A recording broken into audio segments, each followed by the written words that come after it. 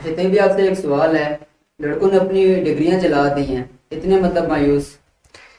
यार ये मुझे देख के भी बहुत ज़्यादा दुख हुआ है। और ये देख के मुझे सिस्टम पे कोई दुख नहीं हुआ, और ये वीडियोस देख के मैं सिस्टम को कुछ नहीं बोलूँगा। मुझे उन लड़कों पे बहुत दुख हुआ है, बहुत ज़्यादा। जो जो चंद लड़के इकट्ठे होकर जिन्होंने अपनी जो है डिग्रियाँ जला दी हैं, मुझे उन पर बहुत ज़्यादा दुख हुआ है, बहुत ज़्यादा। कि काफ़ी गलत एक्टिविटी उन्होंने की है, बहुत ज़्यादा। हमारा मसला है ना, सिस्टम का हमारा मसला है। हम बेसिकली खुद कुछ नहीं करना चाहते, हमेशा हम सिस्टम पे छोड़ देते हैं। और खुद जब मैं बात करता हूँ जी खुद कुछ नहीं करना चाहते, तो बहुत सारे लोग बोलते हैं जी हम तो नौकरी ढूंढने के लिए निकलते हैं, हमें नौकरी नहीं मिलती। खुदा का शुक्र अदा करें, अगर आप नौकरी ढूंढने निकलते हैं और आपको नौकरी नहीं मिलती है तो खुदा का शुक्र अदा करें, क्योंकि अल्लाह ताला ने आपको नौकरी के लिए नहीं, कारोबार के लिए रखा होता। आप अल्लाह ताला का शुक्र अदा करें अगर आप पूरा दिन नौकरियां ढूंढने निकलते हैं और आपको नौकरी नहीं मिलती, क्योंकि अल्लाह ताला आपको किसी का नौकर नहीं बनाना चाहता। अल्लाह ताला चाहता है कि आपको अपना जो है कारोबार नसीब फरमाए। तो ये जो सिनेरियो है ना, इससे कोई भी हम जो जिन लोगों ने बनाई है वीडियोस, इससे कोई भी ऑन द रियल टर्म्स देखा जाए, मैंने खुद एमफिल किया हुआ, मैं गोल्ड मेडलिस्ट हूँ। एमफिल में मेरा गोल्ड मेडल है। एमएससी मैंने की है, वैसे पहले बीएससी की हुई है, फिर उसके बाद और टॉप इंस्टीट्यूशन से हमने पढ़ाई की है। मैंने आज तक अपनी सीवी नहीं बनाई, आज तक नहीं बनाई। मैंने डिग्रियां जाके वेरीफाई नहीं करवाई, पढ़ा अपने लिए पढ़ा, डिग्रियां मिल गई, अल्लाह ताला का लाख लाख शुक्र है। डिग्रियां सेफ हैं, कभी ना कभी काम आ सकती हैं, इसमें कोई दो राय नहीं है। लेकिन जब आप यूनिवर्सिटी में जाते हैं, अपनी स्टडीज़ को कंटिन्यू करते हैं, तो खुदारा चीज़ों को ज़रा आउट ऑफ द बॉक्स जाके सोचना शुरू करें। ये सबसे बुरा बुरा इम्पैक्ट होता है जो स्टूडेंट्स जो है नौकरी ना मिलने की वजह से खुदकुशी कर लेते हैं, जो पढ़ाई में 6 नंबर ना आने की वजह से या फेल होने की वजह से खुदकुशी कर लेते हैं, या फिर जब धक्के खाते रहते हैं पूरा पूरा दिन और जो है नौकरी नहीं मिलती तो इस तरह की हरकतें करते हैं। मैं ये कहता हूँ कि सबसे ज़्यादा गलत डीड आप ये कर रहे हैं। आपने अगर किसी चीज़ की पढ़ाई की है और आप उससे ग्रेजुएट हुए हैं, तो आप उस पर्टिकुलर चीज़ में जिसमें आपने पढ़ा हुआ है उसमें आप मास्टर होने चाहिए, इतने कि आप उसके हवाले से कोई नई चीज़ मार्केट में ना सिर्फ इंट्रोड्यूस करवा सकें बल्कि इंप्लीमेंट भी कर सकें। यही तो चीज़ है ना। और सबसे पहले अगर आपका दिल नहीं लगता उन चीज़ों में तो आप उन चीज़ों को स्किप कर दें। आपका दिल नहीं लगता इंजीनियरिंग में तो आप छोड़ दें इंजीनियरिंग को, आप आर्ट्स की तरफ चले जाएं, आप सोशल साइंस की तरफ चले जाएं। किसने रोका है? और कौन कहता है जी नौकरियां नहीं है, इनकी नौकरियां हैं, उनकी नौकरियां नहीं है? आज तो किसी की भी नौकरियां नहीं है, तो शुक्र करें कि नौकरी नहीं है। मैं एक एडवाइस दूं, अगर लोग समझते हैं कि हमने रगड़ा नहीं खाया, आज तक खा रहे हैं, 13 सालों से मेहनत कर रहे हैं, अल्हम्दुलिल्लाह, अल्लाह का लाख लाख शुक्र है, करते रहेंगे, मेहनत करते रहो। अल्लाह ताला कहता है मैं मेहनत का अच्छा दोस्त हूँ। हिम्मत नहीं हारनी, हिम्मत नहीं हारनी। अभी रिसेंटली क्या हुआ, 5,000 सब्सक्राइबर थे, हज़ारों वीडियोस थी, शायद ही किसी यूट्यूबर ने इतनी मेहनत की हो जितनी मैंने की थी। आप तो जानते ही हैं, रोज 8-8 व्लॉग हमने शूट किए, सब कुछ किया, इतनी मेहनत से हमने यूट्यूब चैनल खड़ा किया था। क्या हुआ? टेक्निकल एरर्स आए, प्रॉब्लम आ गई ना, तो क्या करूं? मैं रोना शुरू कर दूं, कैमरे को आग लगा दूं, यूट्यूब को आग लगा दूं, क्या करूं? आप मुझे बताएं, मैंने पहला स्टेप क्या किया? पहला स्टेप क्या किया? मुझे ऊंची आवाज में बताएं, ऑडियंस भी सुने। पहला स्टेप मैंने आज क्या किया? जब हमारा एक चैनल एक्सप्लॉइट हुआ है, मैंने क्या स्टेप किया बताएं? नया चैनल बना दिया। और आपने क्या किया? एकदम से दोबारा जर्नी है, यही कहा ना आपने? तो हमने क्या कहा, चलो बल्ला मालिक, अब हमारे पास कोई ऑप्शन तो नहीं है ना। हमने सिर्फ एक नया चैनल बना लिया, हमने फिर मेहनत करना शुरू करेंगे। अब इस स्टेज पे हम लोग थे कि हमने इतनी मेहनत कर ली थी इस पर्टिकुलर चैनल पे, smack group of marketing and sales के 5,000 हमारे सब्सक्राइबर आने लगे थे, 5 लाख 5.5 लाख व्यूअर्स हो गए थे। और अब ये टाइम था, 1.5 साल उसको हमने ऐसे चलाया है बच्चे की तरह, और अभी फेलियर आया है। तो क्या रोना शुरू कर दूं, डिग्रियां जलाना शुरू कर दूं, कैमरे को आग लगा दूं? क्या कर सकता हूं मैं? Again I can try. मैंने फिर ट्राई की और अल्लाह ताला देखता है, अल्लाह ताला कहता है मैं मेहनत का इसका दोस्त हूँ। There is no shortcut. आप मेहनत करते हैं, ऊपर जाते हैं, फिर नीचे गिरते हैं, ऊपर जाते हैं, फिर नीचे गिरते हैं। और मेरे भी मुखालफीन है, बड़े खुश हुए होंगे, मुझे पता है उनका जो मुखालफीन है, क्योंकि मैंने तो बड़ा बाबांगे दोहल बोला है ना हमेशा, बड़े खुश हुए होंगे।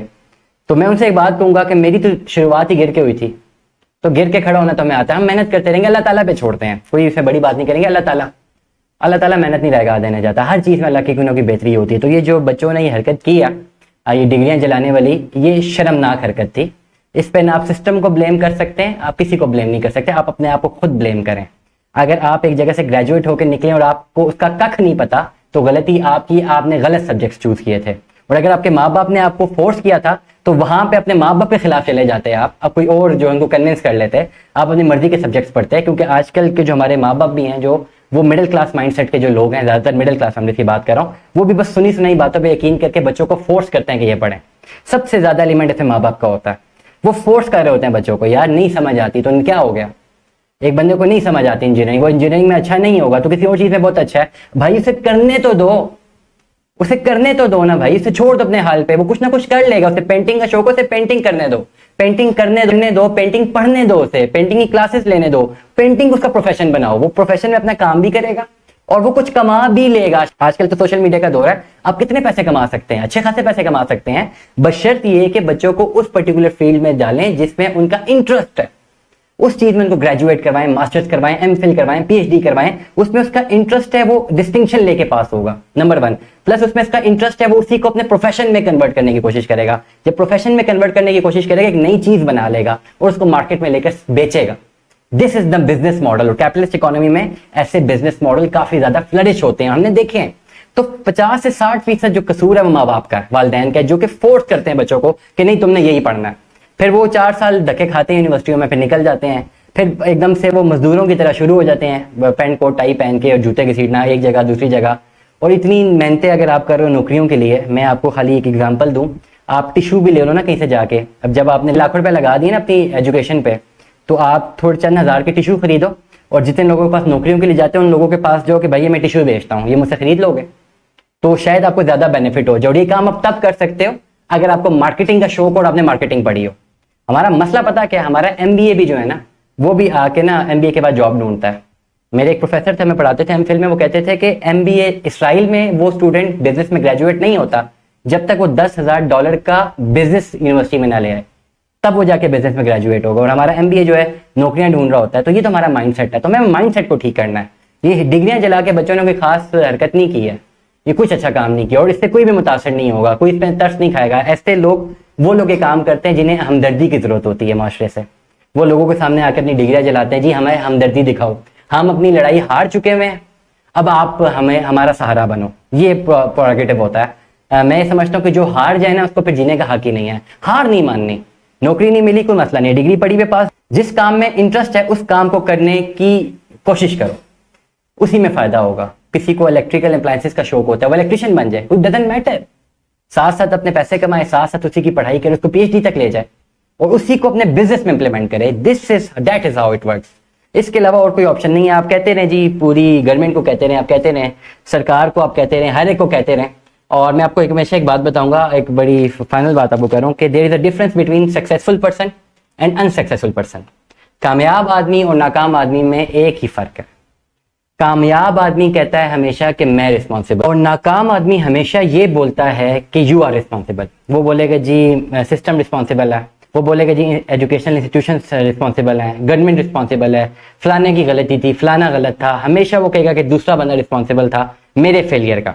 तो इसलिए वो जिंदगी भर नाकाम रहेगा। जो कामयाब आदमी होगा ना, वो कहेगा मेरी गलती, वो अपनी गलतियों से सीखेगा, वो एडमिट करेगा कि हाँ मैंने यहाँ पे गलती की, और वो हार नहीं मानेगा और अपनी गलती एडमिट करेगा। गलतियां तो होंगी, खुश हो जब अब गलती होती है। जब मेरे से कोई गलतियां होती हैं, जब चीजें ज्यादा खराब होती हैं, तो मैं तो खुश होता हूँ, क्योंकि मुझे पता है कि इससे आगे आने वाला टाइम बहुत अच्छा होगा। तो इसलिए कामयाब आदमी बनना है या नाकाम आदमी बनना है, आपने खुद ही जो है इसका फैसला कर लेना है डेट आपने कौन सी सफ में खड़ा होना है। उन नाकाम लोगों की जहाँ पे आपने जाके डिग्रियां चलानी है, या उन चंद कामयाब लोगों की जिन्होंने हर चीज को फेस किया और वो इसी तरह आगे बढ़ते रहे हैं। अच्छा, आप सिस्टम को कसूरवार नहीं समझते, हमें कसूरवार समझते हैं। नहीं, ऐसा नहीं है कि सिर्फ आप ही कसूरवार हैं, सिस्टम में के भी बहुत सारे फ्लॉज हैं। लेकिन ये सिस्टम भी अगर गलत है, थोड़ा सा मजीद फिलोसफिकल जाके सोचें तो सिस्टम गलत है, तो सिस्टम को ठीक करने का बेड़ा किसका है? किसने जाके ठीक करना है? कोई बाहर से आएगा या आपने खुद करना है? कौमें पहले अपनी सिस्टम को ठीक करती हैं, सबसे पहले अपने आप को ठीक करती हैं, फिर सिस्टम को ठीक करती हैं, फिर ओवरऑल जो है वो तरक्की की तरफ जाती हैं। आपसे तो ना आपका आप मैनेज हो रहा है, to be very straightforward, आपको मेरी बात बहुत बुरी लगेगी, आपसे ना आपका अपना आप मैनेज हो रहा है, ना आप में यूनिटी है, ना आप सिस्टम बदल सकते हैं, ना आप सिस्टम बदलने के लिए थोड़ी सी सख्ती भी काटना पसंद नहीं है आपको। आप चाहते हैं घर में बैठे बैठे सब कुछ ठीक हो जाए और आपको जो है आराम से पुरसुकून जो है जिंदगी मिल जाए, हर चीज आपके टेबल पे हो। तो आप इस बात को बिल्कुल जहन नशीन कर लें कि आप फर्स्ट वर्ल्ड के बासी नहीं हैं, आप थर्ड वर्ल्ड के बासी हैं, तीसरी दुनिया के लोग हैं। तीसरी दुनिया थर्ड वर्ल्ड कंट्रीज में आपका शुमार होता है। थर्ड वर्ल्ड कंट्रीज में तो जान की हिफाजत भी नहीं होती टू सम एक्सटेंट। तो ये आप की गलती है, सिस्टम खराब है तो आप पहले सिस्टम को ठीक करें। और किसने आके ठीक करना है? कोई बाहर से आएगा। और क्यों आएगा? आज यूरोपियंस जो है एक अच्छी जिंदगी गुजार रहे हैं, वेस्ट अच्छी जिंदगी गुजार रहा है, तो उनके आबाओ अजदाद ने अपनी जवानी में अच्छी खासी कुर्बानियां दी। हम जाके पढ़े रेनेसेंस यूरोप का, पढ़े यूरोप की, आप चेंज पढ़े। यूरोप ने तो हमसे ज्यादा जंगें लड़ी हैं, और फिर उनकी इकोनॉमी तो काफ़ी ज़्यादा कोलैप्स थी। उसके बाद उन्होंने अपना आपको बदला, तो किन्होंने, उन्होंने भी जाने दी, उन्होंने भी चेंज लेकर आए, उनकी एक नस्ल पूरी चेंज लेकर आई। तो आज उनकी नस्लें जो हैं वो आराम से हैं। आपके आबा व अजदाद ने तो कोई ख़ास वो चेंज नहीं ला सके ना, कोई बहुत वैलिड चेंज तो नहीं ला सके इस सिस्टम में। आपने लेकर आना है, आप नहीं लाएंगे तो आपके बच्चे कोई ना कोई तो लेकर आएगा। और जब तक नहीं लाते तब तक बैठे रहे, सिस्टम को कोसते रहे। मैं ही नहीं समझता कि किसी का भी कसूर है। मैं भी अपने पॉइंट पे बिल्कुल कायम व दायम लूंगा कि आप ही का कसूर है। बहुत बहुत शुक्रिया देवे। शुक्रिया।